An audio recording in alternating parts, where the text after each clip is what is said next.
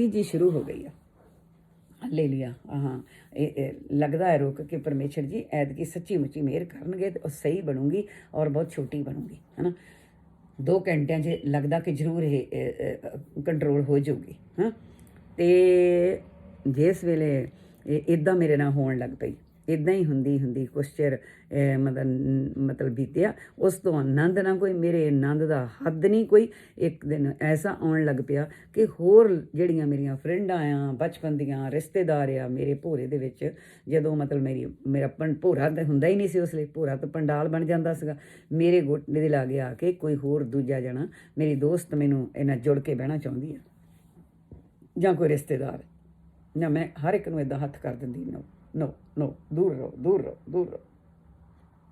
कि जद मैं गुरुद्वारा साहब जी कीर्तन करदी वाहगुरू वाहगुरू, तो मेरी संगत जिहड़ियां मेरे नाल स्टेज ते बीबियां हुंदियां सी, वो मैनूं टच नहीं कर सकदियां सी, वो दूर दूर ही बहंदियां सी, क्योंकि मेरी बॉडी जिहड़ी सी वाहगुरू वाहगुरू करदियां जंपिंग बहुत करदी हुंदी सी, कंट्रोल नहीं सी रहिंदी ते आपे तो बाहर हो जांदी सी। तो सारे जे मैनूं कोई छेड़े तो मैनूं चंगा नहीं सी लगदा भी मैनूं कोई छेड़े ना। जे मैनूं कोई चुप करावे इदां लगदा सी जिद्दां मां दी गोद विचों मैनूं फड़ के धक्का मार के बाहर सड़ दित्ता है, मैनूं जे कोई रोंदे नूं चुप करावे, क्योंकि उस रोने च आनंद इन्ना हुंदा सीगा। इस वेले भी उस रोने च उदां ही आनंद आ। ਇਹ ਜਿਹੜਾ ਪਰਮੇਸ਼ਰ ਦਾ ਰੋਣਾ ਹੈ। ਦੂਜੇ ਰੋਣਿਆਂ ਨੂੰ ਜੋ ਕਿ ਚੁੱਪ ਨਾ ਕਰਾਵੇ ਤੁਹਾਨੂੰ ਗੁੱਸਾ ਆਉਂਦਾ, ਮੈਨੂੰ ਚੁੱਪ ਵੀ ਨਹੀਂ ਕਰਾਇਆ ਰੋਂਦੇ ਨੂੰ। ਪਰ ਇਸ ਰੋਣੇ ਵਿੱਚ ਜੇ ਕੋਈ ਪ੍ਰੇਮ ਵਿੱਚ ਰੋਂਦਾ, ਇਹਨੂੰ ਹੱਥ ਵੀ ਲਾਵੇ ਤੁਹਾਨੂੰ ਪੈਂਦਾ ਪਰ ਪਾਸੇ ਹੋ, ਤੈਨੂੰ ਇਹ ਰੋਣਾ ਦਿਸਦਾ ਹੈ। ਮੈਂ ਪਰਮੇਸ਼ਰ ਦੀ ਗੋਦ 'ਚ ਬਹਿ ਕੇ ਆਪਣੇ ਬਾਪੂ ਦੇ ਨਾਲ ਚਿੰਬੜਿਆ ਬੈਠਾ ਹਾਂ, ਆਪਣੇ ਬਾਪੂ ਦੇ ਦੁੱਖ ਸੁੱਖ ਰੋ ਰਿਹਾ ਹਾਂ, ਗੱਲਾਂ ਕਰ ਰਿਹਾ ਹਾਂ, ਉਹਦੇ ਝੂਟੇ ਲੈ ਰਿਹਾ ਆਨੰਦ ਦੇ, ਅਤੇ ਤੈਨੂੰ ਲੱਗਦਾ ਮੈਂ ਰੋਂਦਾ, ਦੌੜ ਜਾ ਇੱਥੋਂ, ਇੱਦਾਂ ਲੱਗਦਾ ਹੁੰਦਾ ਸੀ ਸੱਚੀ ਮੁੱਚੀ ਵੀ। ਪਰ ਇੱਥੇ ਆਤਮਾ ਦੀ ਗੱਲ ਆ। ਆਤਮਾ ਦੇ ਵਿੱਚ ਇਸ ਤਰ੍ਹਾਂ ਮਤਲਬ ਕਿ ਮੇਰੇ ਨੇੜੇ ਵੀ ਕੋਈ ਨਾ ਆਵੇ, ਕੋਈ ਨਾ ਆਵੇ। ਇੱਕ ਦਿਨ ਕੀ ਇੱਥੋਂ ਦੀ ਲੰਘਦੀ ਗਈ ਗੱਲ, ਕਾਫੀ ਦੇਰ ਇੱਦਾਂ ਹੀ ਬੀਤ ਗਈ। ਅਤੇ ਇੱਕ ਦਿਨ ਕੀ ਹੁੰਦਾ ਆ, ਮਸਕੀਨ ਜੀ ਬਣ ਕੇ ਮੇਰੇ ਉਸੇ ਹੀ ਭੋਰੇ ਦੀ ਹਾਲਾਤ ਵਿੱਚ, ਸੱਚੀ ਮੁੱਚੀ ਨਹੀਂ ਭੋਰੇ ਵਿੱਚ ਹੀ ਇੱਦਾਂ ਹੋ ਗਿਆ। ਉਹ ਪੰਡਾਲ ਵਿੱਚ ਮਸਕੀਨ ਜੀ ਤੋਂ ਉਹਨਾਂ ਦੇ ਪਿੱਛੇ 5000 ਸੰਤ ਹੋ ਰਹੇ, ਅਤੇ ਮੋਹਰੇ ਮਸਕੀਨ ਜੀ ਤੁਰੇ ਹੁੰਦੇ ਆ, ਅਤੇ ਉਹ ਆ ਗਏ ਮੇਰੇ ਗੋਡੇ ਕੋਲ ਆਣ ਕੇ ਬੈਠ ਗਏ, ਔਰ ਮੈਂ ਉਹਨਾਂ ਨੂੰ ਸਤਿਕਾਰ ਦੇਤਾ।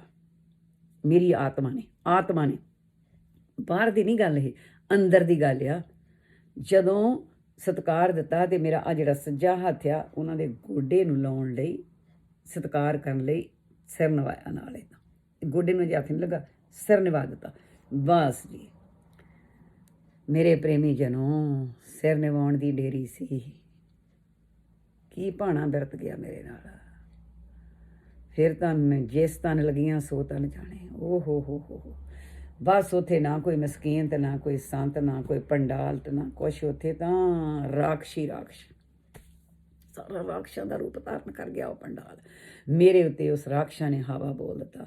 ਰਾਖਸ਼ ਵੀ ਉਹ ਇੱਦਾਂ ਦੇ ਵੀ ਜੇ ਕੋਈ ਖੋਤਾ ਆ ਤੇ ਉਹਨੂੰ ਸਿਰ ਊਠਦਾ, ਜੇ ਕੋਈ ਊਠਿਆ ਤੇ ਉਹਨੂੰ ਸਿਰ ਖੋਤੇ ਦਾ। ਇੱਦਾਂ ਦੇ ਮੈਂ ਜ਼ਿਆਦਾ ਕੁਛ ਨਾ ਗਿਣਾ, ਜਣੀ ਸ਼ਕਲੋਂ ਬਦ ਸ਼ਕਲ ਗੰਦੇ। ਅਤੇ ਮੈਨੂੰ ਉਹ ਗਰੈਵਲ 'ਤੇ ਤੋੜਨਾ ਅਤੇ ਚਿੰਬੜਨਾ ਚਾਹੁੰਦੇ ਆ ਮੈਨੂੰ। ਅਤੇ ਮੇਰੀ ਆਤਮਾ ਵਾਹ ਗੁਰੂ ਕਰਕੇ ਪਿੱਛੇ ਉਹਨਾਂ ਦੇ ਉੱਡਦੀ ਆ। ਇੰਨੇ ਮੇਰੇ ਉੱਤੇ ਉੜੇ ਫਿਰਦੇ, ਪਰ ਮੇਰੀ ਲੱਤ ਬਾਂਹ ਇੱਦਾਂ ਉਹਨਾਂ ਦੇ ਵੱਜਦੀ, ਵਾਹਿਗੁਰੂ ਤੇ ਡਿੱਗ ਪਰੇ ਜਾਂਦੇ, ਵਾਹਿਗੁਰੂ। ਕਿਸੇ ਦੀ ਲੱਤ ਆਉਂਦੀ, ਕਿਸੇ ਦੀ ਬਾਂਹ ਮਤਲਬ ਕਿਸੇ ਦੀ ਧੌਣ ਆਉਂਦੀ ਆ, ਕਿਸੇ ਦਾ ਮੂੰਹ ਮੇਰੇ ਮੂਹਰੇ ਚਬਾੜਾ ਪਾੜ ਸਿੱਟਦੀਆਂ। ਇੱਦਾਂ ਹੀ ਉਹਨਾਂ ਨੂੰ ਮੈਂ ਜੰਗ ਕਰਦੀ, ਜੋ ਉਹਨਾਂ ਨਾਲ ਲੜਦੀ, ਵਾਹਿਗੁਰੂ ਕਰਦੀ। ਆਖਰ ਮੇਰੀ ਸਰੀਰ ਦੇ ਵਿੱਚ ਮੇਰੀ ਰੂਹ ਵੜ ਜਾਂਦੀ ਆ। ਅਤੇ ਮੈਂ ਲੱਖ ਸ਼ੁਕਰ ਕਰਦੀ ਕਿ ਹੋ ਇਹ ਕੀ ਬਣਿਆ ਮੇਰੇ ਨਾਲ ਅੱਜ, ਕੀ ਹੋ ਗਿਆ। ਚਾਰਾ ਕੋਈ ਨਾ। ਦੂਜੇ ਦਿਨ ਵੀ ਇਹ, ਤੀਜੇ ਦਿਨ ਵੀ, ਪਰਸੋਂ ਤਰਸੋਂ ਪੁੱਛੋ ਨਾ ਮੇਰੇ ਨਾਲ ਫਿਰ ਕੀ ਹਾਲ ਹੋਣ ਲੱਗੇ। ਜਦੋਂ ਮੇਰੇ ਨਾਲ ਇਹ ਹਾਲ ਹੋਣ ਲੱਗਾ ਨਾ, ਅਤੇ ਫਿਰ ਮੇਰੇ ਅੰਦਰ ਕੀ ਆਵਾਜ਼ ਆਈ ਵੀ ਅਨਹਦ ਬਾਣੀ ਪੂੰਜੀ, ਸੰਤਨ ਹੱਥ ਰੱਖੀ ਕੁੰਜੀ, ਹੋਰ ਤੇ ਦਰ ਖੁੱਲੇ ਨਾਹੀਂ, ਗੁਰਪੂਰੇ ਭਾਗ ਮਿਲਾਵਣਿਆ। ਹੈਂ, ਪਹਿਲੋਂ ਤਾਂ ਨਹੀਂ ਸੀ, ਪਰ ਫਿਰ ਇਹ ਦਿਮਾਗ ਦੇ ਵਿੱਚ ਆਈ ਕਿ ਨਹੀਂ, ਤੈਨੂੰ ਸੰਤਾਂ ਨੂੰ ਮਿਲਣਾ ਪੈਣਾ ਕਿਸੇ ਨੂੰ। ਪਹਿਲਾਂ ਤਾਂ ਇੱਦਾਂ ਕੋਈ ਸੰਤ ਲੱਭਣ ਦੀ ਲੋੜ ਹੀ ਨਹੀਂ ਸੀਗੀ, ਗੁਰਬਾਣੀ ਦੇ ਵਿੱਚ ਸਾਰਾ ਕੁਛ ਮਿਲਿਆ ਸੀ। ਅਤੇ ਹੁਣ ਤਾਂ ਤੈਨੂੰ ਸੰਤ ਲੱਭਣਾ ਪੈਣਾ ਜ਼ਰੂਰੀ ਆ। ਸੰਤ ਲੱਭਣੇ ਸ਼ੁਰੂ ਕੀਤੇ, ਪਰ ਕੋਈ ਸੰਤ ਮੈਨੂੰ ਇੱਥੋਂ ਨਹੀਂ ਕੱਢ ਸਕਿਆ।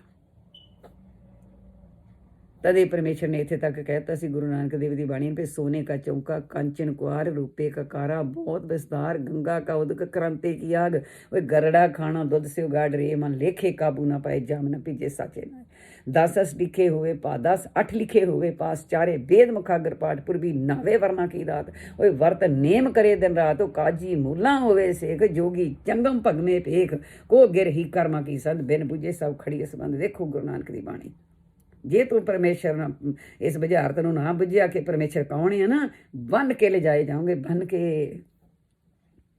कर ला जो करना पखंड कर ला जिन्ने मर्जी इदां दे तेरा सोने का भावें चौंका होवे कंचन का जंगला होवे रूपे का कारा होवे बड़ा ही सुंदर होवे गंगा का पानी जल लियावें दुध विच दलिया बनावें पीवें खावें छोट घट अर्थ माड़े माड़े दस दिंदी हैं तुहानूं ते 18 वेदां का लखारी होवें 8 साल 10 लिखे हुए वर्ष चारे वेद मुखागर पाठ चारे वेदां का वक्ता होवे जबानी बिक वेदां नूं जाणदा होवे पंडित दा विद्वान क्योंकि जदों जबानी मतलब कि वेद पुराण किते सौखे नहीं गे पढ़ने वेद पुराण जिहड़े आ गलत हैगी आ कि असीं उन्हां नूं समझदे ही नहीं। गुरबाणी च लिखिया वेद पुराण कहो मत झूठे झूठा जो ना बेचारे झूठा तो वह आ जिहड़ा उन्हां दी विचार नहीं करदा जो सब में एक खदा होए तो को मुर्गी मार के तो क्यों लोगों का खून पीना है क्यों लोगों दी मार मार चीज़ां खाई जाना है मतलब भाव के किसी के पैसे मार ले किसी का हक मार लिया किसी की जमीन मार ली क्यों मुर्देयार खाई जाना तू उदा तू कहना मैं शाकाहारी हाँ लोगों का एक बारी तेरे पैसे लोग किसी के हाथ च आ जाने तू देने का नाम नहीं लेंदा तू वो तो ही मुकर जाना लैके तो तू देख के ना मूँह भी ना देखा फिर तो तू इत्थे तक कभी वह फोन तक नहीं चक्कण नूं तैयार तो लैण वेले तू इन्ना मिठा सीगा ते ये हक ना खा तो इस तरह के हालात जदों हुंदे आ ते उस वेले असीं परमेश्वर तो दूर हुंदे आ परमेश्वर दे असीं नेड़े नहीं जा सकते ते इदां दी हुंदी हालत जिहड़ी सीगी ओह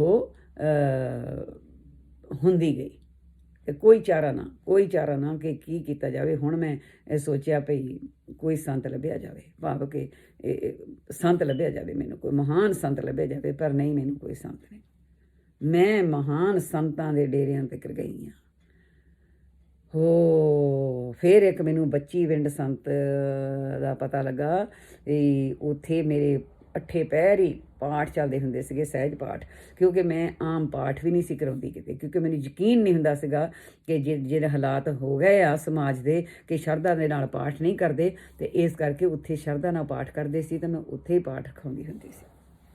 बड़े प्रेमी संत सी इस वेले भी आओ लाटा निकनेम है उन्हों का तो उन्होंने पिता का नाम हरभजन सिंह आ ते वो जिहड़ा बेटा है उन्हों 35 साल की उम्र उहदी ते उन्हों दी नूंह गुरविंदर कौर बहुत मैनूं प्यार करते सी और मैं उन्होंने बहुत बाबा जी भी बहुत प्यार करते सी पर ये जिहड़ा छोटा इन्हां दी उम्र का छोटा सी इहदे च प्यार परमेश्वर का बहुत सी ज़्यादा सी ते उत्थे फिर मेरे पाठ वो हुणे तो उत्थे मेरा बराग ते वो गुरविंदर जिहड़ी है वो भी कीर्तन करदी हुंदी सीगी ते मैं उन्होंने कहना भी गुरविंदर मैनूं सुणा फिर शब्द सुणा दे एक बराग दा ते उन्हें शब्द कहना मैनूं कहना काली कोयल वाला काली कोयल जदों इन्हें रखना हाथ काली कोयल तू कित गुण काली देखो गुरबाणी है काली वो अपने आप नूं गुरु काली कोल सददे आ काली कोयल तू कित गुण काली अपने प्रीतम के मैं बिरहों जाली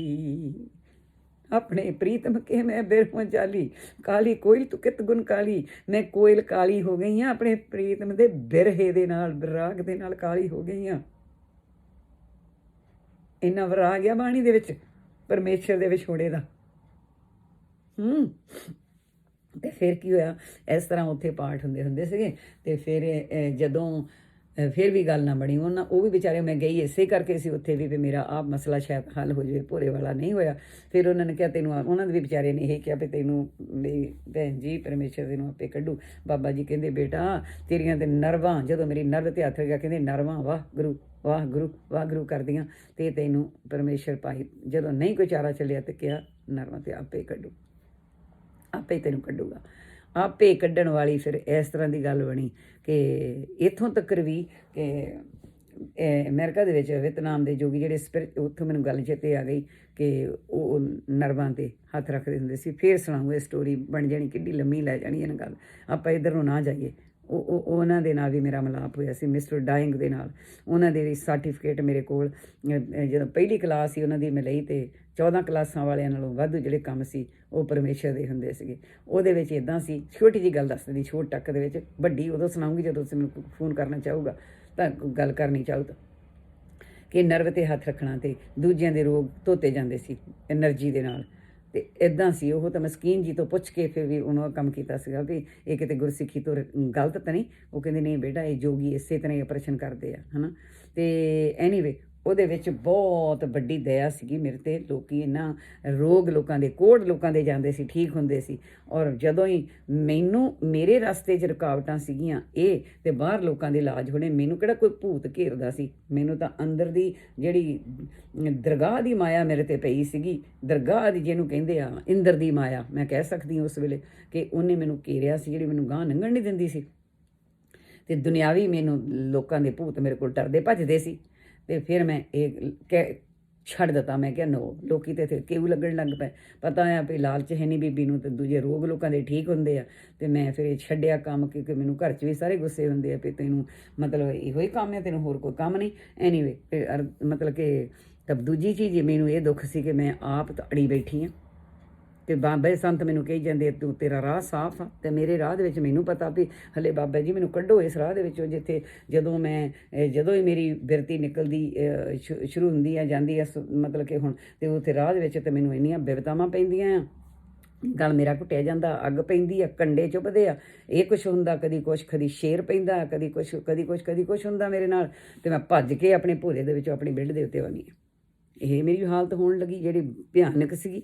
ਅਤੇ ਆਖਰਕਾਰ ਫਿਰ ਮੈਨੂੰ ਕਿਸੇ ਨੇ ਕਿਹਾ ਵੀ ਤੁਸੀਂ ਇੱਦਾਂ ਕਰੋ, ਕਿਸੇ ਸੰਤਾਂ ਨੇ ਕਿਹਾ ਵੀ ਤੁਸੀਂ ਦਰਬਾਰ ਸਾਹਿਬ, ਮਤਲਬ ਸੰਤਾਂ ਦੇ ਇੱਥੇ ਜਾਓ ਦੱਸਿਆ। ਮੈਂ ਕਿਹਾ ਨਹੀਂ ਬਈ ਬਾਬਾ ਜੀ, ਕੁੱਤੇ ਵੀ ਜਾ ਚੁੱਕੀ ਹਾਂ, ਕਿਤੇ ਨਹੀਂ ਗੱਲ ਬਣਦੀ ਹੈ ਮੇਰੀ।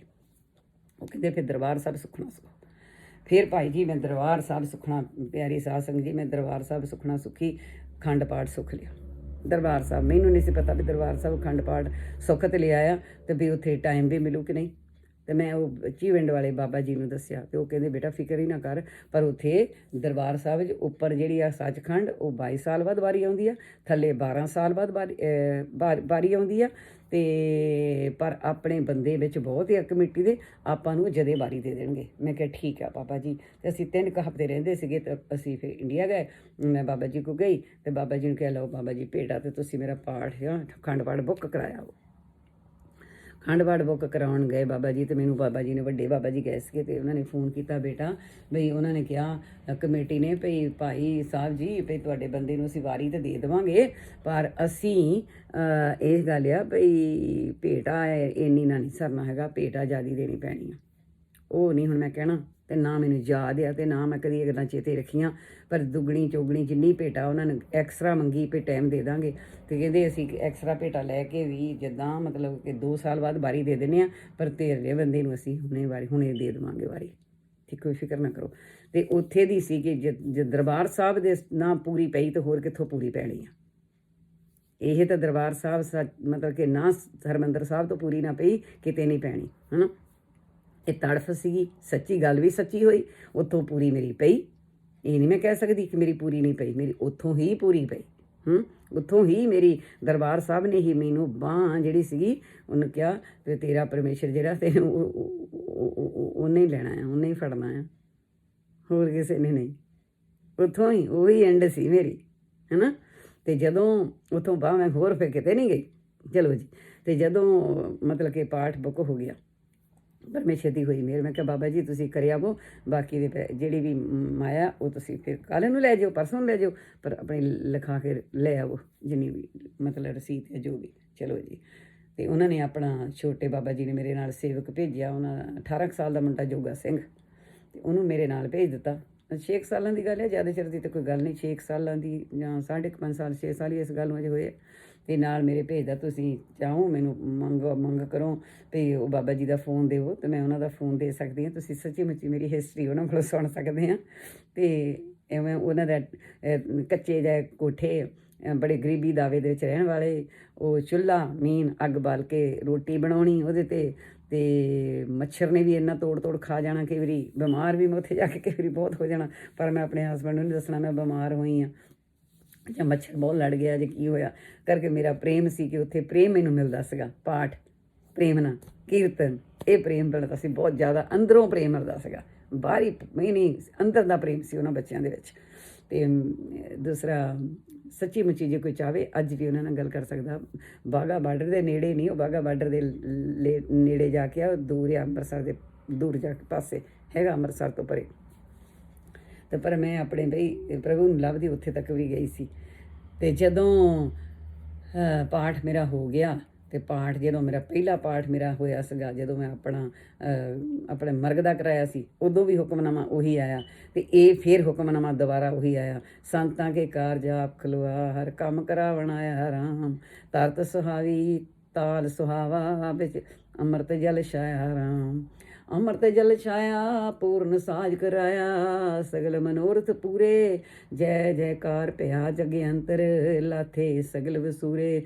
ਪੂਰਨ ਪੁਰਖ ਅਚੁੱਤ ਅਬਨਾਸੀ, ਜਸ ਵੇਦ ਪ੍ਰਾਣੀ ਗਾਇਆ, ਆਪਣਾ ਬਿਰਦ ਰੱਖਿਆ ਪਰਮੇਸ਼ਰ, ਨਾਨਕ ਨਾਮ ਧਿਆਇਆ। ਇਹ ਹੁਕਮਨਾਮਾ ਉਦਣ ਆਇਆ ਸੀ ਜਦੋਂ ਮੈਂ ਆਪਣਾ ਪਾਠ ਕੀਤਾ ਸੀ ਮਰਗ ਦਾ, ਜਵਾਨੀ ਬਾਰੇ ਵਿੱਚ। ਅਤੇ ਬਾਬਾ ਜੀ ਬਹੁਤ ਰੋਂਦੇ ਸੀ, ਅਤੇ ਅਲਾਣੀਆਂ ਦਾ ਪਾਠ ਮੇਰੇ ਲਈ ਨਹੀਂ ਸੀ ਕਰਦੇ। ਸਾਡੇ ਗੁਰਦੁਆਰਾ ਸਾਹਿਬ ਬਰਾਗੀ ਬਾਬਾ ਜੀ ਸੀਗੇ, ਸੰਗਤ ਵੀ ਬਹੁਤ ਰੋਂਦੀ ਸੀ, ਜਿਹੜੀ ਮੈਂ ਥੋੜ੍ਹੀ ਜਿਹੀ ਸੰਗਤ ਇਕੱਠੀ ਕੀਤੀ ਸੀ, ਜ਼ਿਆਦਾ ਨੂੰ ਨਹੀਂ ਮੈਂ ਗੱਲਾਂ ਦੱਸੀਆਂ ਸੀ ਇਹ। ਅਤੇ ਮੈਂ ਸਿਰਫ ਮੇਰੇ ਹਸਬੈਂਡ ਅਮਰੀਕਾ ਨੂੰ ਕਿਹਾ ਮੈਂ ਚੋਰੀ ਪਾਠ ਕਰ ਲਵਾਂ, ਉਹਨੇ ਮੈਨੂੰ ਕਰਨ ਨਹੀਂ ਦੇਣਾ, ਅਤੇ ਮੈਂ ਆਪਣਾ ਕੰਮ ਨਿਬੇੜ ਲਵਾਂ, ਪਤਾ ਨਹੀਂ ਕਿਹੜੇ ਵੇਲੇ ਸੰਸਾਰ ਤੋਂ ਚਲੇ ਜਾਣਾ ਆ, ਅਤੇ ਆਪਾਂ ਸਾਹ ਦੇ ਨਾਲ ਹੀ ਬਸ ਆਪਾਂ ਚੱਲਦੇ ਹਾਂ, ਕਿ ਪਤਾ ਨਹੀਂ ਦੂਆ ਸਾਹ ਆਉਣਾ ਜਾਂ ਨਹੀਂ ਆਉਣਾ, ਪਤਾ ਨਹੀਂ ਦੂਜਾ ਦਿਨ ਦੂਸਰਾ ਕਹਿੰਦਾ, ਪਰ ਆਪਾਂ ਤਾਂ ਇੱਦਾਂ ਚੱਲਾਂਗੇ। ਅਤੇ ਜ਼ਿਆਦਾ ਅਸੀਂ ਦੂਜਾ ਦਿਨ ਹੀ ਉਡੀਕ ਲਈਏ ਤਾਂ ਵੀ ਸ਼ੁਕਰ ਆ, ਅਸੀਂ ਇੱਦਾਂ ਵੀ ਨਹੀਂ ਘੜੀ ਉਡੀਕ ਲਈਏ, ਨਹੀਂ। ਪਰਮੇਸ਼ਰ ਕਹਿੰਦਾ ਇੱਕ ਸਾਹ, ਅਤੇ ਜਦੋਂ ਤੂੰ ਇੱਦਾਂ ਅੜੀਕੂੰਗਾ ਤਾਂ ਤੇਰੇ ਅੰਦਰ ਹੰਕਾਰ ਨਹੀਂ ਆ ਸਕੂਗਾ, ਤੇਰੇ ਅੰਦਰ ਫਿਰ ਜਲਸ ਨਹੀਂ ਆ ਸਕੂਗੀ। ਹੰਕਾਰ ਅਤੇ ਜਲਸ ਨੇ ਤਾਂ ਸਾਨੂੰ ਮਾਰ ਹੀ ਲਿਆ, ਤਾਂ ਸਿਆਪਾ ਹੈ। ਜਿੰਨਾ ਮਰਜ਼ੀ ਧਰਮੀ ਹੋ ਜਾਓ, ਇਹ ਹੰਕਾਰ ਅਤੇ ਜਲਸ ਨਹੀਂ ਉਹ ਛੱਡਦੀ। ਇਹ ਤੋਂ ਬਚਣ ਦੇ ਲਈ ਹੰਝੂ ਹੰਝੂ ਪ੍ਰੇਮ ਦੇ ਵਿੱਚ ਆਉਣ ਲਈ ਹੰਝੂ ਬੌਰਾ ਬਣਨ ਲਈ ਹੰਝੂ ਮਸਤ ਹੋ ਜਾਣ ਲਈ ਹੰਝੂ ਹੋਰ ਕੁਛ ਨਹੀਂ। ਖਿੜ ਜਾਣ ਲਈ ਹੰਝੂ ਆਨੰਦ ਹੋਣ ਲਈ ਹੰਝੂ ਜਿੱਦਾਂ ਮਸਕੀਨ ਜੀ ਕਹਿੰਦੇ ਹੁੰਦੇ ਸੀ, ਮਾਂ ਪ੍ਰਸੂਤ ਦੀ ਸੂਲਾ ਤੋਂ ਬਗੈਰ ਮਾਂ ਨਹੀਂ ਬਣਦੀ ਬੱਚੇ ਦੀ, ਅਤੇ ਇਸੇ ਤਰ੍ਹਾਂ ਹੀ ਹੰਝੂਆਂ ਤੋਂ ਬਿਨਾਂ ਪਰਮੇਸ਼ਰ ਨਹੀਂ ਰੀਝਦਾ, ਹੰਝੂਆਂ ਤੋਂ ਬਿਨਾਂ ਪਰਮੇਸ਼ਰ ਵੀ ਨਹੀਂ ਮਿਲਦਾ। ਉਹ ਤੇਰੀ ਤੜਫ 'ਚੋਂ ਨਿਕਲਣੇ ਆ, ਉਹ ਤੂੰ ਬੱਬਾ ਮਾਰ ਦੁਹਾਈਆਂ ਦੇਣੀਆਂ ਆ ਕਿ ਮੈਨੂੰ ਮਿਲ ਗਿਆ ਤੂੰ, ਉਹ ਵੀ ਨਹੀਂ ਮਿਲਿਆ ਅਤੇ ਤਾਂ ਵੀ ਦੋਨੋਂ ਤਰ੍ਹਾਂ ਤੇਰੀਆਂ ਬੱਬਾਂ ਹੋਣੀਆਂ ਚਾਹੀਦੀਆਂ, ਮਿਲ ਗਏ ਦੀਆਂ ਵੀ ਔਰ ਨਾ ਮਿਲੇ ਦੀਆਂ ਵੀ। ਮਿਲ ਗਏ ਤਾਂ ਯਕੀਨ ਨਹੀਂ ਆ ਰਿਹਾ, ਮਿਲ ਗਿਆ, ਨਹੀਂ ਮਿਲਿਆ ਸੀ ਤੇ ਹੋਰ ਤਰ੍ਹਾਂ ਦੇ ਹੰਝੂ ਉਹਦੇ ਲਈ। ਪਰ ਬੰਦਾ ਕਿਤੇ ਦੁਨੀਆਦਾਰੀ ਦੇ ਵੀ ਹੰਝੂ ਰੱਬ ਕੋ ਘੇਰ ਲਵੇ ਤਾਂ ਲੱਖ ਸ਼ੁਕਰ ਰੱਬ ਕਰਦਾ ਆ। ਫਿਰ ਵੀ ਬਾਹਾਂ ਖਿਲਾਰ ਕੇ ਖੜਾ ਪ੍ਰਭੂ ਕਹਿੰਦਾ ਆਓ ਤਾਂ ਸਹੀ, ਆਪਣੇ ਦੁੱਖ ਲੈ ਕੇ ਆਓ। ਅਸੀਂ ਹੁਣ ਦੁੱਖਾਂ ਕਰਕੇ ਪ੍ਰਭੂ ਕੋਲ ਜ਼ਿਆਦਾ ਜਾਂਦੇ, ਸੁਖੀ ਤਾਂ ਕੋਈ ਜਾਂਦਾ ਹੀ ਨਹੀਂ। ਪ੍ਰਭੂ ਯਿਸੂ ਮਸੀਹ ਦਾ ਨਾਂ ਨਹੀਂ ਲੈਣਾ ਚਾਹੁੰਦਾ ਕੋਈ, ਇੰਨੀ ਨਫ਼ਰਤ ਕਰਦੇ ਲੋਕ। ਪਰ ਜਦੋਂ ਫਿਰ ਕੋ ਨਾ ਚੰਗੀ ਤਰ੍ਹਾਂ ਬਟਣਾ ਚੜ੍ਹਦਾ ਦੁੱਖਾਂ ਦਾ, ਕੋਈ ਚਾਰਾ ਨਹੀਂ, ਕਿਤੇ ਝੋਲੀ 'ਚ ਖੈਰ ਨਹੀਂ ਪੈਂਦੀ, ਜਦੋਂ ਫਿਰ ਕਹਿੰਦੇ ਤੈਨੂੰ ਮੰਨ ਲੈਂਦੇ ਹਾਂ, ਫਿਰ ਕਹਿੰਦੇ ਮੰਨ ਲੈਂਦੇ, ਉੱਦਾਂ ਨਹੀਂ ਛੇਤੀ ਕੀਤੇ ਨਹੀਂ ਨਾ। ਚਲੋ ਜੀ, ਇਸ ਤਰ੍ਹਾਂ ਜਦੋਂ ਮੇਰਾ ਉੱਥੇ ਪਾਠ ਰਖਾਇਆ ਅਤੇ ਇਹੀ ਮੇਰਾ ਹੁਕਮਨਾਮਾ ਆਇਆ, ਇੱਧਰੋਂ ਲਿਜਾਈ ਗੱਲ, ਹੁਕਮਨਾਮਾ ਇਹੀ ਆਇਆ ਅਤੇ ਬਹੁਤ ਮੈਂ ਖੁਸ਼ ਹੋਈ, ਖੁਦ ਖੁਸ਼ੀ ਹੋਈ। ਉਸ ਤੋਂ ਬਾਅਦ ਵਿੱਚ ਸ਼ੋਰਟਕੱਟ ਹੁਣ ਮੈਂ ਕਰ ਦੇਣੀ ਆ, ਬਾਹਲਾ ਹੋਰ ਇੱਥੇ ਹੋਰ ਕੁਛ ਗੱਲਾਂ ਦੱਸਾਂ, ਕਿਉਂਕਿ ਹੁਣ ਘੰਟੇ ਦੀ ਹੋ ਗਈ ਆ ਆਲਰੇਡੀ, 2.5 ਘੰਟੇ, ਅਤੇ ਤੀਜਾ ਵੀ 2.5 ਘੰਟਾ ਵੀ ਚੱਲ ਰਿਹਾ। ਮੈਂ ਚਾਹੁੰਦੀ ਮੈਂ 2 ਘੰਟੇ 'ਚ ਨਿਬੇੜਾਂ। ਅਤੇ ਜਦੋਂ ਮੈਂ ਇੱਥੇ ਵਾਪਸ ਥੋੜ੍ਹੇ ਦਿਨ ਇੰਡੀਆ ਦੇ ਵਿੱਚ ਸੀਗੇ, ਬਾਕੀ ਮੈਂ ਕਿਹਾ ਵੀ ਇਹ ਹੁਣ ਭੋਰੇ ਵਾਲਾ ਜਿਹੜਾ ਨਾ, ਹੁਣ ਪਾਠ ਤਾਂ ਹੋ ਗਿਆ ਆ, ਹੁਣ ਭੋਰੇ ਵਾਲਾ ਕੰਮ ਜਿਹੜਾ ਜਾ ਕੇ ਉੱਥੇ ਸ਼ੁਰੂ ਕਰੂੰਗੀ।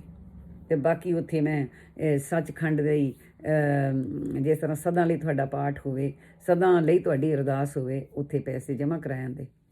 ਕੁਛ ਸੰਗਤਾਂ ਦੇ ਸੀ ਮੇਰੇ ਕੋਲ, ਉਹਨਾਂ ਦੇ ਵੀ ਕਰਾ ਆਉਂਦੇ ਕਿ ਸਦਾ ਤੁਹਾਡੇ ਪਾਠ ਹੋਣ। ਉਹ ਲੰਬੀ ਚੌੜੀ ਹੋਰ ਗੱਲ ਆ, ਮੈਂ ਨਾ ਲਿਜਾਵਾਂ ਉੱਧਰ ਨੂੰ, ਤਾਂ ਠੀਕ ਹੈ, ਚਲੋ ਜੀ ਮੈਂ ਆ ਗਈ ਵਾਪਸ। ਜਦੋਂ ਮੈਂ ਆਪਣੇ ਆਣ ਕੇ 2 ਦਿਨ ਭੋਰੇ ਦੇ ਵਿੱਚ ਬੈਠੀ, ਆਪਣਾ ਯਾਦ ਕੀਤਾ ਪਰਮੇਸ਼ਰ ਨੂੰ, ਅਤੇ ਕੋਈ ਗੱਲ ਨਹੀਂ ਬਣੀ। ਅਤੇ ਤੀਜਾ ਦਿਨ ਫਿਰ ਸੀ ਮੈਨੂੰ, ਅਤੇ ਤੀਜੇ ਦਿਨ ਫਿਰ ਮੇਰੇ ਕੰਨਾਂ ਦੇ ਵਿੱਚ ਆਵਾਜ਼ਾਂ ਆਈਆਂ, ਮੇਰੇ ਕੰਨਾਂ ਵਿੱਚ ਆਵਾਜ਼ਾਂ ਆਈਆਂ, ਤੇਰਾ ਪਰਮੇਸ਼ਰ ਮੈਂ ਯਿਸੂ ਮਸੀਹ ਮੈਂ ਆ, ਜੀਸਸ। ਮੈਂ ਤਾਂ ਹੈਰਾਨ ਹੋ ਗਈ ਉੱਤੇ ਅੱਡੇ ਦੀ। ਇੰਨੇ ਸਾਲਾਂ ਬਾਅਦ, ਰੋਂਦੀ ਨੂੰ 20 ਸਾਲ ਹੁਣ ਬੀਤ ਗਏ ਆ, ਜ਼ਿਆਦਾ 20 ਤੋਂ ਵੀ 20 ਬੀਤ ਗਏ, 20 ਤੱਕ ਆਜ਼ਾਦੀ ਗੱਲ ਹੈ, 20 ਬੀਤ ਗਏ ਸੀਗੇ। ਅਤੇ ਹੁਣ ਫਿਰ ਇਹ ਆਵਾਜ਼ਾਂ ਆਈਆਂ ਅਤੇ ਮੈਂ ਬੜੀ ਹੈਰਾਨ। ਮੈਂ ਨਾ ਰਜਨੀਸ਼ ਨੂੰ ਪੜ੍ਹਿਆ ਸੀ ਅਤੇ ਰਜਨੀਸ਼ ਨੇ ਬਹੁਤ ਗੱਲਾਂ ਡੂੰਘੀਆਂ ਆਪਣੀਆਂ ਬੁੱਕਾਂ 'ਚ ਦੱਸੀਆਂ ਸੀਗੀਆਂ ਇਸ ਰਾਹ ਦੀਆਂ, ਅਤੇ ਮੈਂ ਕਾਫੀ ਚੁਸਤ ਹੋ ਗਈ ਸੀ ਕਿ ਤੇਰੇ ਅੰਦਰ ਦਾ ਰੌਲਾ, ਬਾਹਰ ਦਾ ਰੌਲਾ ਜਿਹੜਾ ਕਿਸ ਤਰ੍ਹਾਂ, ਅੰਦਰ ਦਾ ਰੌਲਾ ਕਿਸ ਤਰ੍ਹਾਂ, ਇਹੋ ਹੀ ਰਾਹ ਹੈ ਲੰਘਣ ਦਾ। ਕਈ ਕੁਛ ਉਹ ਤੋਂ ਮੈਂ ਸਿੱਖਿਆ ਸੀਗਾ ਉਹਦੇ ਵਿੱਚੋਂ, ਉਹਨਾਂ ਦੀਆਂ ਬੁੱਕਾਂ ਦੇ ਵਿੱਚੋਂ। ਅਤੇ ਮੇਰੀ ਆਤਮਾ ਅੰਦਰੋਂ ਕਹਿੰਦੀ ਆ ਵੀ, ਮੇਰੀ ਆਤਮਾ ਅੰਦਰੋਂ ਕਹਿੰਦੀ ਵੀ ਠੀਕ ਹੈ, ਜੇ ਤੂੰ ਜੀਸਸ ਆ, ਮੈਨੂੰ ਕੱਢ ਸਕਦਾ ਆ ਤਾਂ ਮੈਨੂੰ ਕੱਢ, ਕਿਉਂਕਿ ਹੁਣ ਤਾਂ ਖੋਤੀ ਬੋੜ ਥੱਲੇ ਆ ਗਈ ਆ, ਚਾਰਾ ਕੋਈ ਨਹੀਂ। ਜੇ ਤੂੰ ਸੱਚੀ ਜੀਸਸ, ਮੈਂ ਤੈਨੂੰ ਮੰਨ ਲੈਂਦੀ ਹਾਂ ਵੀ ਤੂੰ ਹੀ ਪਰਮੇਸ਼ਰ ਆ, ਅਤੇ ਤੂੰ ਇੱਥੋਂ ਕੱਢ।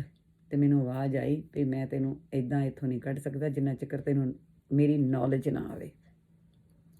ਤੈਨੂੰ ਮੈਂ ਤੇਰੇ ਅੰਦਰ ਵਸਦਾ ਆ, ਮੈਂ ਤੇਰੇ ਅੰਦਰ ਆ, ਤੇਰੇ ਹੰਝੂਆਂ ਦੇ ਨਾਲ ਬੱਚਾ, ਮੇਰੇ ਕੱਪੜੇ ਰੋਜ਼ ਇੰਨੇ ਭਿੱਜਦੇ ਆ, ਮੈਂ ਤੈਨੂੰ ਬਹੁਤ ਪਿਆਰ ਕਰਦਾ ਆ। ਮੈਨੂੰ ਇਹ ਆਵਾਜ਼ਾਂ ਅੰਦਰ ਆਉਣ, ਮੇਰੇ ਅੰਦਰ ਨਰਮਾਂ ਵਿੱਚ ਆਵਾਜ਼ਾਂ ਮੇਰੇ ਬੋਲਣ, ਇਹ ਮੈਨੂੰ ਨਾ ਪਤਾ ਲੱਗੇ ਮੈਨੂੰ ਕੀ ਹੋਇਆ। ਮੇਰੀ ਬੋਡੀ ਤੋਂ ਰਹਿਤ ਬੋਡੀ ਹੋਈ ਥੋੜ੍ਹੀ ਜਿਹੀ, ਅਤੇ ਇਹ ਆਵਾਜ਼ਾਂ ਆਈਆਂ, ਅਤੇ ਮੈਂ ਤੇਰਾ ਪਰਮੇਸ਼ਰ ਆ, ਅਤੇ ਤੇਰਾ ਤੈਨੂੰ ਮੈਂ ਉਡੀਕਦਾ ਆ, ਅਤੇ ਮੈਂ ਤੇਰੇ ਅੰਦਰ ਰਹਿਣਾ ਆ, ਪਰ ਮੇਰੀ ਨੌਲੇਜ ਲੈਣ ਲਈ ਤੈਨੂੰ ਚਰਚ ਜਾਣਾ ਪੈਣਾ। ਮੈਂ ਮੰਨ ਲਿਆ, ਮੈਂ ਮੰਨ ਲੈਣੀ ਆ, ਜਦੋਂ ਕਿਹਾ ਮੇਰੀ ਨੌਲੇਜ ਲੈਣ ਨੂੰ ਤੈਨੂੰ ਚਰਚ ਜਾਣਾ ਪੈਣਾ ਆ। ਤਾਂ ਮੇਰੇ ਭਾਈ ਆਤਮਾ ਦੀ ਪੈਰਾਂ ਦੀ ਮਿੱਟੀ ਛੁੱਟ ਗਈ। ਸਾਧ ਸੰਗਤ ਜੀ, ਕਲੀਸਿਆ, ਮੇਰੇ ਪੈਰਾਂ ਦੀ ਮਿੱਟੀ ਛੁੱਟ ਗਈ। ਮੈਂ ਕਿਹਾ ਮੈਂ ਔਰ ਚਰਚ, ਕਿਹੜਾ ਮੂੰਹ ਲੈ ਕੇ ਮੈਂ ਚਰਚ ਜਾਊਂਗੀ? ਮੈਨੂੰ ਲੋਕੀ ਕੀ ਕਹਿਣਗੇ?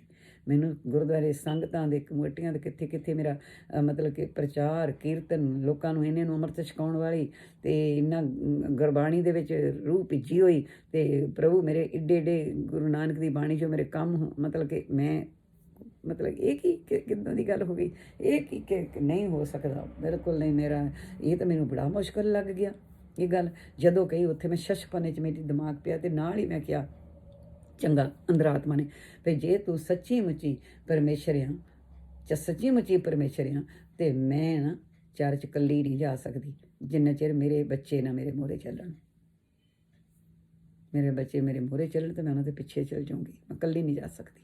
ਜੇ ਤੂੰ ਸੱਚੀ ਰੱਬ ਦੀ, ਤੇਰੀ ਆਵਾਜ਼ ਹੋਊਗੀ, ਰੱਬ ਵੱਲੋਂ ਹੋਊਗੀ, ਅਤੇ ਤੇਰੇ ਵਾਸਤੇ ਇਹ ਕ੍ਰਿਸ਼ਮਾ ਕਰਨਾ ਮਾਮੂਲੀ ਗੱਲ ਆ, ਮਾਮੂਲੀ ਜਿਹੀ ਗੱਲ ਆ, ਔਰ ਮੇਰੇ ਵਾਸਤੇ ਬਹੁਤ ਵੱਡੀ ਗੱਲ ਆ। ਮੈਂ ਕ੍ਰਿਸ਼ਮਾ ਨਹੀਂ ਮੰਗਦੀ, ਪਰ ਮੈਂ ਨਹੀਂ ਜਾ ਸਕਦੀ। ਜੇ ਤੂੰ ਸੱਚੀ ਮੈਨੂੰ ਪਿਆਰ ਕਰਦਾ ਹੀ ਆ, ਤਾਂ ਫਿਰ ਮੇਰੇ ਲਈ ਕਰ ਇਹ ਕੰਮ, ਅਤੇ ਮੈਂ ਚਲ ਜਾਊਂਗੀ। ਮੰਨ ਤਾਂ ਮੈਂ ਕਹੀ ਭਾਣਾ ਇਹ ਤੂੰ ਕਰ ਜਿੱਦਾਂ ਕਰਨਾ, ਤੂੰ ਤਾਂ ਤੇਰੀ ਹੁਕਮਾਂ ਤੇ ਤੂੰ ਹੀ ਬਣਾਵੇ, ਹੈ ਨਾ। ਅਤੇ ਚਲੋ ਜੀ, ਉਹ ਛਿਪਨ ਹੋ ਗਈ ਗੱਲਬਾਤ। ਉਸੇ ਹੀ ਦਿਨ, ਸੇਮ ਡੇ, ਪਰਮੇਸ਼ਰ ਨੇ ਭਾਣਾ ਵਰਤਾਤਾ। ਮੇਰੀ ਬੇਟੀ ਡੋਟਲੋ ਲੋਇਰ ਆ, ਐਮੀਗ੍ਰੇਸ਼ਨ ਦੀ, ਅਤੇ ਇੱਕ ਕੋਈ ਪ੍ਰਭੂ ਦੇ ਦਾਸ ਮੇਰੇ ਹਸਬੈਂਡ ਨੂੰ ਮਿਲੇ, ਅਤੇ ਉਹਨਾਂ ਨੇ ਕਿਹਾ ਕਿ ਇੱਕ ਫੈਮਿਲੀ ਆ ਗਰੀਬ, ਉਹਨਾਂ ਦੇ ਪੇਪਰ ਭਰਨੇ ਆ, ਅਤੇ ਤੁਸੀਂ ਹੈਲਪ ਕਰ ਸਕਦੀ ਤੁਹਾਡੀ ਬੇਟੀ। ਮੇਰੇ ਹਸਬੈਂਡ ਕਹਿੰਦੇ ਠੀਕ ਆ, ਹਾਂਜੀ ਕਰ ਸਕਦੀ ਆ। ਉਹਨਾਂ ਨੇ ਫੋਨ ਕਰ ਕੀਤਾ, ਬੇਟਾ ਤੇ ਕੋਈ ਟਾਈਮ ਕਿੱਦਣ ਹੋਊ? ਉਹਨੇ ਕਿਹਾ, ਬੇਟੀ ਨੇ, ਡੈਡ ਅੱਜੇ ਲੈ ਆਓ। ਉਹਨਾਂ ਦੇ ਨਾਲ ਚਲੋ ਜੀ, ਸ਼ਾਮ ਨੂੰ ਆ ਗਿਆ ਉਹਨਾਂ ਦੇ ਨਾਲ। ਵੈਸੇ ਤਾਂ ਮੇਰੇ ਮਤਲਬ ਕਿ ਜਦੋਂ ਸ਼ਾਮ ਨੂੰ ਉਹ ਆਏ, ਅਤੇ ਮੇਰੀਆਂ ਨਿੱਕੀਆਂ 2 ਪੋਤੀਆਂ, ਤਾਂ ਮੈਂ ਉਹਨਾਂ ਨੂੰ ਦੂਸਰੇ ਕਮਰੇ ਵਿੱਚ ਲੈ ਕੇ, ਮੈਂ ਉਹਨਾਂ ਦੇ ਦਰਸ਼ਨ ਨਹੀਂ ਕੀਤੇ, ਮੈਂ ਉਹਨਾਂ ਨੂੰ ਮਿਲੀ ਨਹੀਂ। ਮੈਨੂੰ ਉਹ ਤਾਂ ਵੈਸੇ ਪੇਪਰ ਭਰਾਉਣ ਆਏ ਆ, 10 ਸੀਟ ਗੱਲ ਮੁੱਕੀ। ਸੋ ਉਹ ਜਿਹੜਾ ਨਾਲ ਲੈ ਕੇ ਉਹਨਾਂ ਨੂੰ ਆਇਆ, ਉਹ ਪਾਸਟਰ ਸੀ। ਉਹਨੇ ਕਿਹਾ ਬੇਟੀ ਮੇਰੀ ਨੂੰ, ਵੀ ਬੇਟਾ ਜੇ ਤੁਹਾਨੂੰ ਕੋਈ ਮਾਈਂਡ ਨਾ ਹੋਵੇ ਤਾਂ ਅਸੀਂ ਪ੍ਰਾਰਥਨਾ ਕਰੀਏ। ਅਸੀਂ ਜਿਸ ਘਰ ਵਿੱਚ ਜਾਂਦੇ ਹਾਂ, ਅਸੀਂ ਪ੍ਰਾਰਥਨਾ ਕਰਦੇ ਹਾਂ, ਅਸੀਂ ਪ੍ਰਭੂ ਦੇ ਦਾਸ ਹਾਂ, ਅਸੀਂ ਕ੍ਰਿਸਚਨ ਹਾਂ, ਅਤੇ ਜਿਹੜੇ ਪੇਪਰ ਭਰਾਉਣ ਆਏ ਉਹ ਵੀ ਕ੍ਰਿਸਚਨ ਹੈ, ਸਿੱਖੀ ਪਰਿਵਾਰ 'ਚੋਂ ਹੀ। ਅਤੇ ਮੇਰੀ ਬੇਟੀ ਨੇ ਕਿਹਾ, ਹਾਂਜੀ ਅੰਕਲ ਜੀ ਕਰੋ, ਕੋਈ ਗੱਲ ਨਹੀਂ ਕਰੋ। ਜਦੋਂ ਉਹਨਾਂ ਨੇ ਅਰਦਾਸ ਕੀਤੀ, ਅਤੇ ਉਹਨਾਂ ਨੇ ਇਹ ਵੀ ਮੇਰੀ ਬੇਟੀ ਨੂੰ ਪੁੱਛਿਆ, ਤੁਹਾਡੇ ਘਰ ਕੌਣ ਹੈ ਜਿਹੜਾ ਬੰਦਗੀ ਜ਼ਿਆਦਾ ਕਰਦਾ? ਉਹ ਕਹਿੰਦੀ ਮੇਰੀ ਮੰਮੀ। ਕਹਿੰਦੀ ਅੱਛਾ, ਪਰ ਮੈਂ ਨਹੀਂ ਮਿਲੀ, ਫਿਰ ਵੀ ਮੈਨੂੰ ਨਹੀਂ ਪਤਾ। ਪਰ ਮੇਰੀ ਬੇਟੀ ਮੈਨੂੰ ਬਾਅਦ 'ਚ ਚਲੇ ਗਿਆ, ਅਤੇ ਮੇਰੀ ਬੇਟੀ ਕਹਿੰਦੀ ਵੀ ਮਾਂ ਇੱਦਾਂ ਦੀ ਉਹਨਾਂ ਨੇ ਅਰਦਾਸ ਕੀਤੀ, ਪ੍ਰਾਰਥਨਾ ਕੀਤੀ, ਵੀ ਮੈਂ ਹੈਰਾਨ ਰਹਿ ਗਈ ਹਾਂ। ਮਾਮਾ ਮੇਰੇ ਅੰਦਰ ਬਹੁਤ ਖੁਸ਼ੀ ਆਈ ਆ।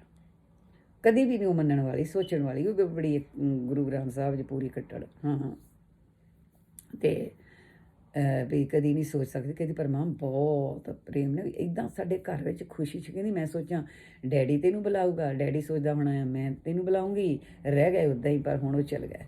ਪਰ ਪਹਿਲੀ ਵੇ ਕਹਿੰਦੀ ਮਾਂ ਉਹ ਕਹਿੰਦੇ ਸੀਗੇ ਭਈ ਤੁਸੀਂ ਸਾਡੇ ਚਰਚ ਆਇਓ, ਦੇਖਿਓ ਉੱਥੇ ਪ੍ਰਾਰਥਨਾ ਕਿੱਦਾਂ ਹੁੰਦੀ ਆ, ਅਤੇ ਮਮ ਜੇ ਤੂੰ ਮਾਇੰਡ ਨਹੀਂ ਕਰਦੀ ਆਪਾਂ ਚੱਲੀਏ ਕਿਸ ਦਿਨ। ਅਤੇ ਮੈਂ ਤਾਂ ਉਹ ਰਾਤ ਦੀ ਗੱਲ ਨੂੰ ਮੈਚਨ ਕਰਨ ਨਾਲ ਵੀ ਇਹ ਕੀ ਬਣਿਆ, ਇਹ ਤਾਂ ਸੱਚੀ ਕੋਈ ਗੱਲ ਹੋ ਗਈ ਆ।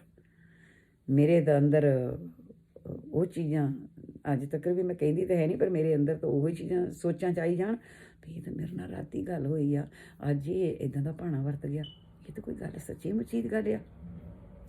ਅਤੇ ਮੈਂ ਨਾ ਜਿੱਦਾਂ ਅੱਜ ਤਾਂ ਮੈਂ ਬੋਲੂੰਗੀ ਅਤੇ ਬੇਸ਼ਰਮਾ ਵਾਂਗਰੂ ਵੀ ਚਲੋ ਰੱਬ ਤੇ ਕੋਈ ਆ ਇੱਦਾਂ ਕਹਿਣ ਲਈ। ਉਸ ਵੇਲੇ ਮੇਰੀ ਬਿਰਤੀ ਇੱਦਾਂ ਦੀ ਸੀ ਜਿੱਦਾਂ ਅੱਜ ਸਾਰੇ ਕਹਿੰਦੇ ਰੱਬ ਤੇ ਕੋਈ ਆ, ਜਿਹੜੇ ਮਰਜ਼ੀ ਨੂੰ ਮੰਨ ਲਓ ਇੱਕੋ ਹੀ ਆ, ਇੱਦਾਂ ਸੀ ਹੈ ਨਾ। ਇੱਦਾਂ ਨਹੀਂ ਵੀ ਇੱਕੋ, ਜਿਹੜਾ ਇੱਕੋ ਹੀ ਆ, ਜਿਹੜਾ ਕਹਿੰਦਾ ਮੈਂ ਆਹ ਹਾਂ ਮੈਂ ਤਾਂ ਉਹ ਇੱਕੋ ਹੀ ਆ, ਜਿਹੜਾ ਕਹਿੰਦਾ ਮੇਰੇ ਤੋਂ ਬਗੈਰ ਕੋਈ ਪਰਮੇਸ਼ਰ ਨਹੀਂ ਉਹ ਇੱਕੋ ਹੀ ਆ। ਪਰ ਜਿਹਦੀ ਅਸੀਂ ਆਰਾਧਨਾ ਕਰਦੇ ਹਾਂ ਨਾ, ਜਿਹੜੇ ਆਰਾਧਨਾ ਕਰਦੇ ਉਹਦੀ, ਉਹ ਨਹੀਂ ਹੈਗੇ, ਜਿਹਦੀ ਅਸੀਂ ਆਰਾਧਨਾ ਕਰਦੇ ਉਹ ਇੱਕੋ ਹੀ ਆ। ਪਰ ਜਦੋਂ ਮੈਂ ਇੱਦਾਂ ਕਿਹਾ ਉਸ ਵੇਲੇ ਮੇਰੀ ਇਹੋ ਹੀ ਬਿਰਤੀ ਸੀ, ਜਿੱਥੇ ਦਾ ਡੱਡੂ ਉੱਥੇ ਦਾ ਡੱਡੂ ਬੋਲਦਾ ਸੀ। ਅਤੇ ਜਦੋਂ ਹੀ ਮੈਂ ਬੋਲੀ ਕਿ ਹਾਂ ਰੱਬ ਤਾਂ ਕੋਈ ਆ, ਚਲੋ ਕੋਈ ਗੱਲ ਨਹੀਂ ਚੱਲਾਂਗੇ। ਮੇਰੇ ਬੱਚੇ ਵੀ ਬੜੇ ਖੁਸ਼ ਹੋਏ ਵੀ ਮੰਮੀ ਕਿਤੋਂ ਮੰਨ ਗਏ ਜਾਣ ਨੂੰ। ਅਤੇ ਅਸੀਂ ਉਹ ਦਿਨ ਵੀਰਵਾਰ ਸੀਗਾ ਅਤੇ ਸੰਡੇ ਐਤਵਾਰ ਆਏ, ਅਸੀਂ ਗੁਰਦੁਆਰੇ ਪਹਿਲੋਂ ਗਏ, ਉੱਥੇ ਮਤਲਬ ਕੀਰਤਨ ਵਗੈਰਾ ਸੁਣ ਕੇ ਤਾਂ ਲੰਗਰ ਪਾਣੀ ਛਕ ਕੇ ਤਾਂ ਫਿਰ ਅਸੀਂ, ਕਿਉਂਕਿ ਚਰਚ 12 ਤੋਂ ਬਾਅਦ 'ਚ ਲੱਗਦਾ ਸੀਗਾ, ਤਾਂ ਅਸੀਂ ਚਰਚ ਵੱਲੋਂ ਤੁਰ ਪਏ ਬੈਸਬਰਨ ਨੂੰ। ਜਦੋਂ ਅਸੀਂ ਉੱਥੇ ਗਏ ਅਤੇ ਜਿਸ ਵੇਲੇ ਅਸੀਂ ਉੱਥੇ ਗਏ ਅਤੇ ਮਤਲਬ ਦੂਰੋਂ ਸਾਨੂੰ ਨਿਸ਼ਾਨ ਸਾਹਿਬ ਨਜ਼ਰ ਆਇਆ ਅਤੇ ਮੇਰੇ ਬੇਟੇ ਨੇ ਕਿਹਾ ਉਹ ਚਰਚ ਆ। ਅਤੇ ਸਾਨੂੰ ਇੱਕਦਮ ਜਿੱਦਾਂ ਮੈਨੂੰ ਯਾਦ ਆ, ਮੈਨੂੰ ਨਹੀਂ ਪਤਾ ਮੇਰੇ ਬੱਚੇ ਨੂੰ ਯਾਦ ਹੋਵੇ ਜਾਂ ਨਾ ਜਾਵੇ, ਮੈਨੂੰ ਕਰੰਟ ਪਿਆ, ਇੱਕਦਮ ਕਰੰਟ ਲੱਗਾ।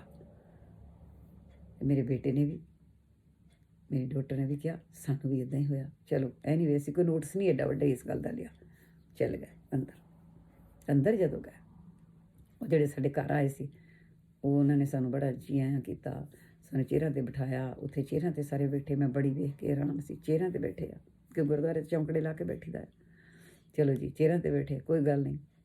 ਫਿਰ ਉਹ ਆਪੋ ਆਪਣਾ ਜਿੱਦਾਂ ਮਤਲਬ ਕਿ ਇੱਦਾਂ ਰਾਮ ਰੌਲਾ ਜਿਹਾ ਪਾਇਆ ਉੱਥੇ, ਲਾ ਲਾ ਲਾ ਲਾ ਲਾ ਲਾ ਲਾ। ਮੈਂ ਕਿਹਾ ਤੇ ਆ ਕਿੱਥੇ ਫਸ ਗਿਆ, ਕਿ ਆ ਕੋਈ ਰੱਬ ਦਾ ਨਾਂ ਲਿਆ ਜਾਂਦਾ।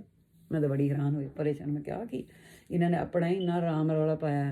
ਅਤੇ ਮੈਂ ਉਹ ਰਜਨੀਸ਼ ਦੀਆਂ ਜਦੋਂ ਬੁੱਕਾਂ ਪੜ੍ਹੀਆਂ ਸੀ, ਮੇਰੇ ਪਰਮੇਸ਼ਰ ਨੇ ਮੈਨੂੰ ਅੰਦਰ ਆਵਾਜ਼ ਦਿੱਤੀ ਵੀ ਇਹ ਤੂੰ ਰਾਮ ਰੌਲਾ ਨਾ ਸਮਝ। ਉਹਦੇ ਵਿੱਚ ਲਿਖਿਆ ਸੀ ਵੀ ਬਾਹਰ ਭਾਵੇਂ ਢੋਲ ਵੱਜਦੇ ਜਾਣ, ਜਿੰਨਾ ਚਿਰ ਤੇਰੇ ਅੰਦਰ ਦਾ ਰੌਲਾ ਨਹੀਂ ਤੈਨੂੰ ਟਿਕਣ ਦਿੰਦਾ ਨਾ, ਉਹਨਾਂ ਚਿਰ ਤੂੰ ਰੱਬ ਨਾਲ ਨਹੀਂ ਜੁੜ ਸਕਦਾ। ਅਤੇ ਜਦੋਂ ਤੂੰ ਰੱਬ ਨਾਲ ਜੁੜੇਗਾ, ਭਾਵੇਂ ਬਾਹਰ ਢੋਲ ਵੱਜਣ ਅਤੇ ਨਗਾਰੇ ਖੜਕਣ ਅਤੇ ਤੈਨੂੰ ਕੁਛ ਵੀ ਨਹੀਂ ਸੁਣਾਈ ਦਊਗਾ ਜਦ ਤੂੰ ਆਪਣੇ ਅੰਦਰ ਵੜੇਗਾ, ਇਹ ਨਿਸ਼ਾਨੀ ਹੋਊਗੀ। ਤਾਂ ਮੈਨੂੰ ਉਸ ਵੇਲੇ ਫਿਰ ਪਰਮੇਸ਼ਰ ਨੇ ਆਵਾਜ਼ ਦਿੱਤੀ ਵੀ ਇਹ ਰੌਲਾ ਪਾਉਂਦੇ ਆਪਣੇ ਲਈ ਨਹੀਂ ਪਾਉਂਦੇ, ਤੂੰ ਇਹਨਾਂ ਦੇ ਰੌਲੇ ਨੂੰ ਕਿਉਂ ਸੁਣੇ, ਤੂੰ ਆਪਣੇ ਰੌਲੇ ਵਿੱਚ ਵੜ, ਤੂੰ ਆਪਣੇ ਅੰਦਰ ਵੜ, ਤੈਨੂੰ ਆਪੇ ਨਾ ਇਹ ਰੌਲਾ ਸੁਣੂਗਾ। ਮੈਂ ਕਿਹਾ ਠੀਕ ਆ। ਜਦੋਂ ਮੈਂ ਆਪਣੇ ਅੰਦਰ ਮਤਲਬ ਚੁੱਪ ਕਰਕੇ ਜਿਹੜੀ ਲੰਮੇ ਲੰਮੇ ਸਾਹ ਲੈਣ ਲੱਗ ਪਈ, ਵਾਹਿਗੁਰੂ ਹਰ ਵੇਲੇ ਮੇਰੇ ਸਮਾਇਆ ਹੀ ਸੀ ਕਹਿਣ ਨੂੰ। ਅਤੇ ਜਿੰਨੇ ਚਿਰ ਨੂੰ ਉਹਨਾਂ ਨੇ ਸ਼ਬਦ ਆਰਾਧਨਾ ਸ਼ੁਰੂ ਕਰ ਦਿੱਤਾ, ਪਾਕ ਰੂਹਾ ਪਾਕ ਰੂਹਾ ਪਾਕ ਰੂਹਾ ਪਾਕ ਰੂਹਾ ਪਾਕ ਰੂਹਾ ਪਾਕ ਰੂਹਾ ਪਾਕ ਰੂਤਰਾ। ਅਤੇ ਮੈਂ ਇਹਨੂੰ ਤਾਂ ਚਾਅ ਚੜ੍ਹ ਗਿਆ। ਮੈਂ ਕਿਹਾ ਲੈ, ਤਾਂ ਕਹਿੰਦੇ ਵਾਹਿਗੁਰੂ ਆ ਵਾਹਿਗੁਰੂ ਆ, ਤਾਂ ਮੈਂ ਕਿਹਾ ਇਹਨਾਂ ਦਾ ਵੀ ਸ਼ਬਦ ਉਹ ਹੀ ਆ ਜੋ ਸਾਡਾ ਆ। ਅਤੇ ਮੈਂ ਕਿਹਾ ਤਾਂ ਕੋਈ ਫਰਕ ਹੀ ਨਹੀਂ ਗਾ। ਅਤੇ ਮੈਨੂੰ ਮੌਜ ਲੱਗ ਗਈ, ਮੈਂ ਤਾਂ ਹੁਣ ਤਾਂ ਮੈਂ ਖੁਸ਼ ਆ ਕਿ ਵਾਹਿਗੁਰੂ ਆ ਕਰਨਾ, ਅਤੇ ਬਸ ਡਿਫਰੈਂਟ ਤਾਂ ਕੁਛ ਨਹੀਂ ਆ। ਵਾਹਿਗੁਰੂ ਆ ਇੱਦਾਂ ਹੀ ਵਿਤਨਾਮ ਦੇ ਜੋਗੀ ਨੇ ਕਿਹਾ ਸੀ ਕਿ ਜਿਹੜਾ ਤੁਹਾਡਾ ਪਰਮੇਸ਼ਰ ਹੈ ਤੁਸੀਂ ਉਹਦੀ ਆਰਾਧਨਾ ਕਰੋ। ਇੱਦਾਂ ਨਹੀਂ ਕਿ ਵਿਤਨਾਮ ਦੇ ਜੋਗੀ ਨੇ ਕਿਹਾ ਸੀ ਕਿ ਤੁਹਾਨੂੰ ਮੇਰੇ ਬਾਬਾ ਬੁੱਢਾ ਨੂੰ ਮੰਨਣਾ ਜਾਂ ਕਿਸੇ ਹੋਰ ਨੂੰ ਜਾਂ ਰਾਮ ਕ੍ਰਿਸ਼ਨ ਨੂੰ, ਨਹੀਂ, ਜਿਹਦੀ ਤੁਸੀਂ ਕਰਦੇ ਤੁਸੀਂ ਉਹਦੀ ਕਰੋ। ਅਤੇ ਮੈਂ ਆਪਣਾ ਵਾਹਿਗੁਰੂ ਕਰਦੀ ਸੀਗੀ। ਅਤੇ ਇੱਥੇ ਵੀ ਮੈਂ ਕਿਹਾ ਵਾਹਿਗੁਰੂ ਆ ਹੀ ਕਹਿੰਦੇ ਆ। ਤਾਂ ਫਿਰ ਮੈਂ ਕਿਹਾ ਤਾਂ ਗੱਲ ਤਾਂ ਕੋਈ ਹੈ ਸਾਰੀ, ਇਹ ਤਾਂ ਕੋਈ ਫਰਕ ਨਹੀਂ। ਅਤੇ ਮੈਂ ਵੀ ਆਪਣੇ ਅੰਦਰ ਮਤਲਬ ਵਾਹਿਗੁਰੂ ਆ ਜਦੋਂ ਨਾ ਇਹ ਸ਼ਬਦ ਉਚਾਰਨ ਕੀਤਾ ਤਾਂ ਮੈਂ ਉੱਚੀ ਉੱਚੀ ਕਹਿਣਾ ਸ਼ੁਰੂ ਕਰ ਲਿਆ ਕਿ ਉੱਥੇ ਤਾਂ ਰੌਲਾ ਅੱਗੇ ਪੈਂਦਾ ਸੀ, ਉੱਥੇ ਤਾਂ ਡਰ ਹੈ ਹੀ ਨਹੀਂ ਸੀ, ਉੱਥੇ ਤਾਂ ਅੱਗੇ ਨੱਚਦੇ ਟੱਪਦੇ ਸੀਗੇ। ਅਤੇ ਮੈਂ ਤਾਂ ਅੱਗੇ ਆਪੇ ਤੋਂ ਬਾਹਰ ਹੋ ਜਾਂਦੀ ਸੀ ਛੱਟ ਮੈਂ ਵੀ ਵਾਗਰੂ ਆ ਵਾਗਰੂ ਆ ਵਾਗਰੂ ਵਾਗਰੂ ਵਾਗਰੂ ਵਾਗਰੂ ਵਾਗਰੂ ਵਾਗਰੂ ਵਾਗਰੂ ਵਾਹਿਗੁਰੂ ਵਾਹਿਗੁਰੂ ਵਾਹਿਗੁਰੂ ਜਦ ਸ਼ੁਰੂ ਕੀਤਾ ਤੇ ਬਸ ਆਪੇ ਤਾਂ ਸਰੀਰ ਤੋਂ ਬਾਹਰ ਆਪੇ ਸਰੀਰ ਲੱਗ ਪਿਆ ਨੱਚਣ, ਬਸ ਪੁੱਛੋ ਹੀ ਨਾ। ਮੇਰੇ ਬੱਚੇ ਬੜੇ ਹੈਰਾਨ ਵੀ ਮੰਮੀ ਦਾ ਕੀ ਤਮਾਸ਼ਾ ਬਣਿਆ, ਪਰ ਇਹ ਨਹੀਂ ਵੀ ਸਾਰੇ ਉੱਥੇ ਆਨੰਦ ਵਿੱਚ ਹੀ ਸੀ। ਇਸੇ ਤਰ੍ਹਾਂ ਹੀ ਐਸੀ ਉੱਥੇ ਕੋਈ ਗੱਲ ਕੋਈ ਕਿਸੇ ਨੂੰ ਟੀਚਰ ਤਾਂ ਨਹੀਂ ਕਰਦਾ ਸੀਗਾ, ਇਹ ਤਾਂ ਗੱਲ ਹੈਗੀ ਨਾ। ਅਤੇ ਜਦੋਂ ਸਮਾਪਤੀ ਹੋਈ ਤੇ ਬੜੇ ਸਾਰੇ ਮੈਨੂੰ ਪਿਆਰ ਕਰਨ ਲੱਗ ਪਏ, ਬੀਬੀ ਜੀ ਤੁਸੀਂ ਅੱਜ ਪਹਿਲੇ ਦਿਨ ਆਏ ਆ, ਤੁਹਾਨੂੰ ਪਵਿੱਤਰ ਆਤਮਾ ਨੇ ਛੂਹਿਆ। ਮੈਂ ਕਿਹਾ ਮੈਨੂੰ ਤਾਂ ਇਹ ਪਵਿੱਤਰ ਆਤਮਾ ਨੇ, ਮੈਨੂੰ ਤਾਂ ਪਤਾ ਨਹੀਂ ਕਿਹੜੇ ਪਵਿੱਤਰ ਆਤਮਾ, ਮੇਰੇ ਨਾਲ ਤਾਂ ਰੋਜ਼ ਹੀ ਇੱਦਾਂ ਹੁੰਦੀ ਹੈ। ਮੈਂ ਤਾਂ ਰੋਜ਼ ਹੀ ਮੇਰਾ ਤਾਂ ਆਹ ਹਾਲ ਹੁੰਦਾ ਆ। ਇਸ ਤਰ੍ਹਾਂ ਮੈਨੂੰ ਤੁਸੀਂ ਇਹ ਦੱਸੋ ਬਈ ਇਹ ਤੁਹਾਡਾ ਜਿਹੜਾ ਤੁਸੀਂ ਸ਼ਬਦ ਸੀ, ਤੁਹਾਡਾ ਅੰਮ੍ਰਿਤ ਕੀਰਤਨ ਕਿੱਥੇ ਹੈ, ਜਿਹੜੇ ਇਹਦੇ 'ਚ ਇਹ ਸ਼ਬਦ ਲਿਖਿਆ ਹੈ ਵਾਗਰੂ ਆ ਵਾਗਰੂ ਆ ਵਾਗਰੂ ਆ।